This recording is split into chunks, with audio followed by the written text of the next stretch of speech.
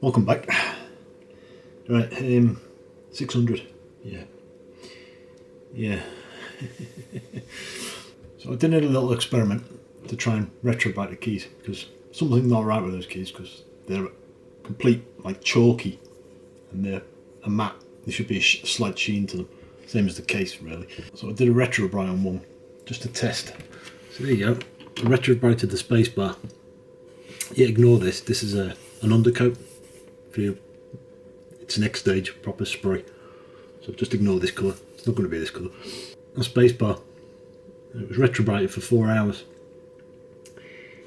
It's still chalky, and it hasn't come up to its proper colour. Somebody's tried to bleach these. I've seen that once before on an Amiga forum. Somebody bleached his keys and said, "Oh look, it's made a difference." And it hadn't. It completely ruined the keys. And somebody else has obviously tried it as well. The sheen's been ruined on them, unfortunately. Retrobriting them's going to be a nightmare. In fact, I don't think I'm going to be able to do it, because the keys have been ruined. It's too late. Damage has been done. Game is PlayStation King of Hearts. It's playing now. Right, to install these, there's a little hole there. Goes to that side there. So there's a little hole there, so you can add a support to it. Which is a bit nerve-wracking. I don't like doing stuff like this. Give it a good firm push, make sure it's on there. Right, we should be able to test that now, as it is. So what we'll do is quickly load up a workbench and see what it tells us. Got the 600 on. Make sure it boots up. It boots up.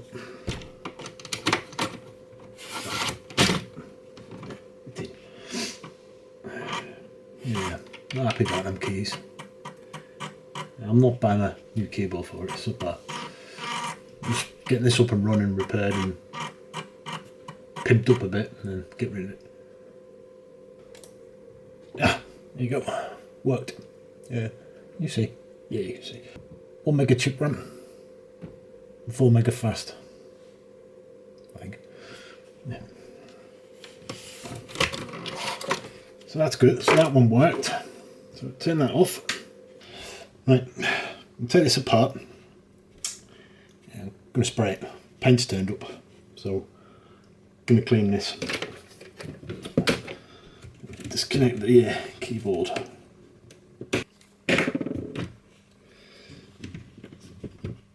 Right.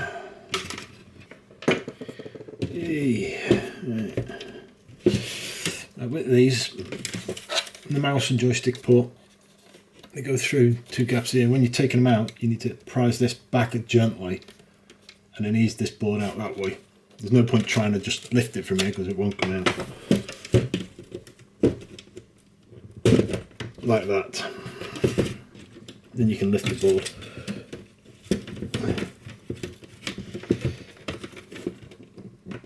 He says, go. There you go. So that's the board out. Right. Not down there. Normally I'd heat these labels up, but because somebody's had this off already, there's no point. So, plastic to scrape the label off.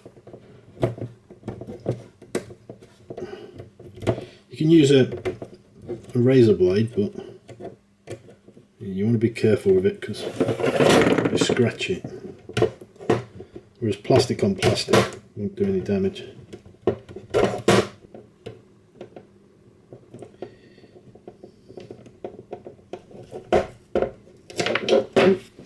Keep me on that. There's one.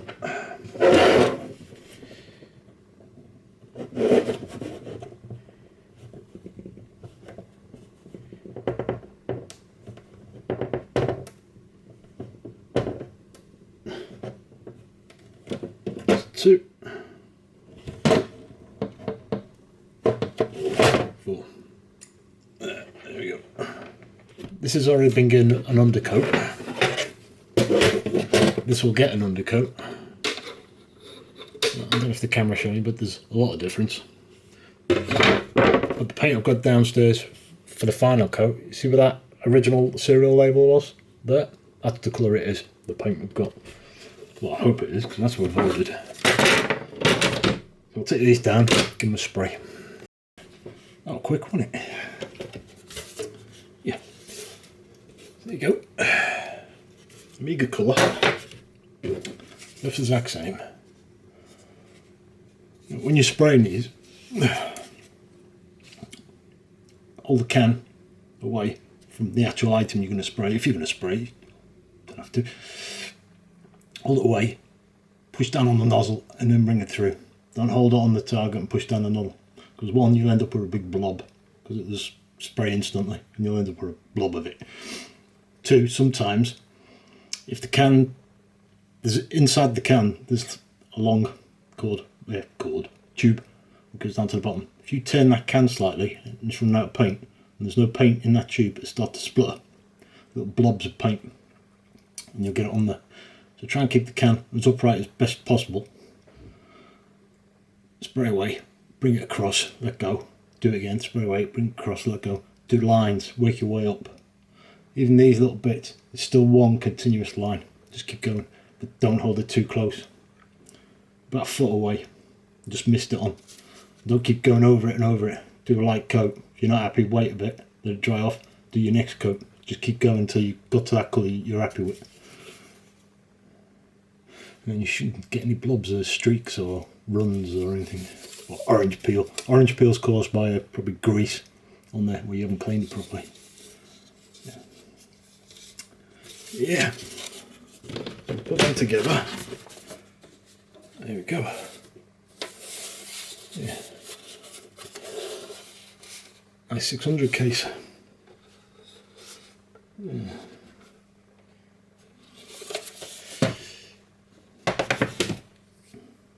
Let's put the feet on this first. You notice when I was stuck the prong underneath the feet and pulled it off all in one go. If you just pull them off with your fingers, see this grey pad here, because they're so old, they tend to stay there. So they become unsticky. To get a sharp utensil, this is like a dental toothpick that I've modified. So it's really sharp. So you can get right under the bottom sticky pad as well, and then gently ease them up. And that way you don't need to throw these feet away and get some new feet. As long as you get that sticky pad up. I mean, these feet are a bit dirty on the bottom there, but that's not a bit of IPA won't clean up.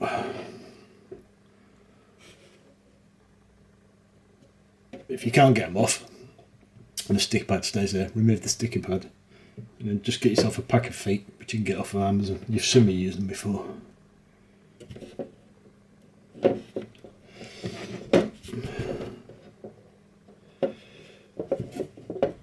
A bit more centralised than what Commodore did. I don't know if this is going to be able to stick down enough. See if this is the right way. Probably not. I'll have a go.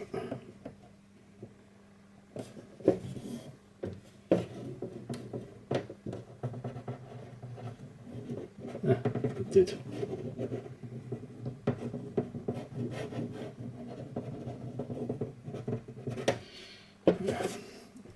This has got no chance. There's no stickiness left on this. I might have to re-glue it. I use double-sided.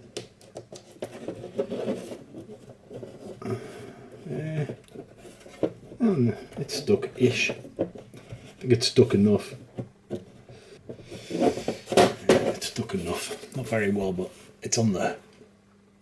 Yeah, all straight. Right, so now we can put the board back in there.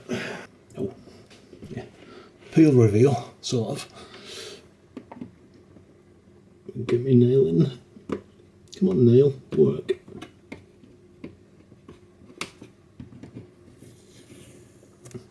Voila. Yeah. A shame about the keyboard, but never mind.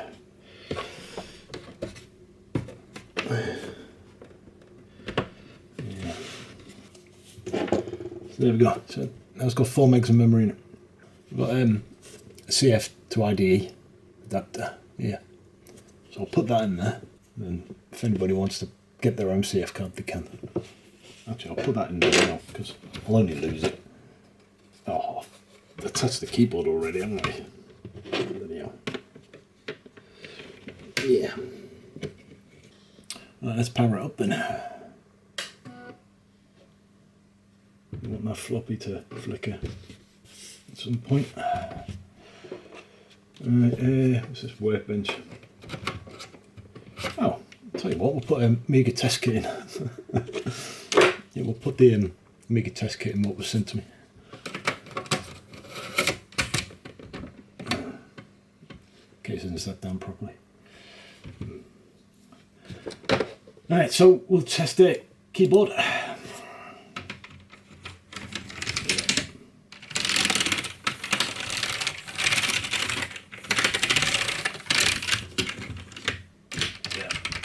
All keys work. Yeah, this bit doesn't work on a 600 because it hasn't got one. The 500 and the 1200 did, but 600. But all the keys work. Get off. Back to main menu. Do a quick memory test. So total memory up here, 500 megabytes. It's wishful thinking. 5 megabytes, 1 meg chip RAM, and 4 meg fast. 0 slow. So test all memory, F1. So it's round 1 of 1. Now normally I just let it do 1 round.